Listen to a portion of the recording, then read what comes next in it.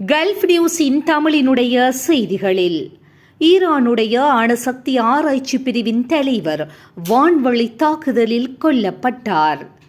ஈரானின் அணு ஆயுத திட்டத்தின் முக்கிய அங்கமான பாதுகாப்பு புத்தாக்கம் மற்றும் ஆராய்ச்சி நிறுவனத்தின் ஆராய்ச்சி பிரிவு தலைவர் அலி பௌலத்வந்த் சனிக்கிழமை காலை போர்ஜெட் நகரில் நடத்தப்பட்ட வான்வழி தாக்குதலில் தனது குடும்ப உறுப்பினர்களுடன் கொல்லப்பட்டார்.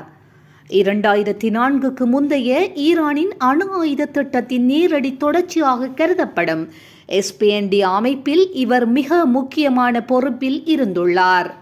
இந்த தாக்குதல் குறித்து செய்தி வெளியிட்ட ஈரான் ஊடகங்கள் அலி பௌலத்வந்தை ஒரு சாதாரண குடிமகன் என்று குறிப்பிட்டுள்ளன.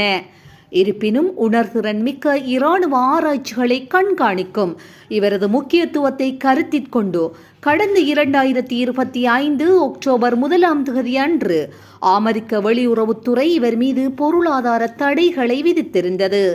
ஏற்கனவே கடந்த ஜூன் மாதம் நடைபெற்ற 12 நாள் போரின் போது ஒரு தாக்குதலில் இருந்து தப்பிய இவருடைய மனைவி மசூமே பிர்ஹாதி அந்த சம்பவத்தில் உயிரிழந்தார் என்பது குறிப்பிடத்தக்கது.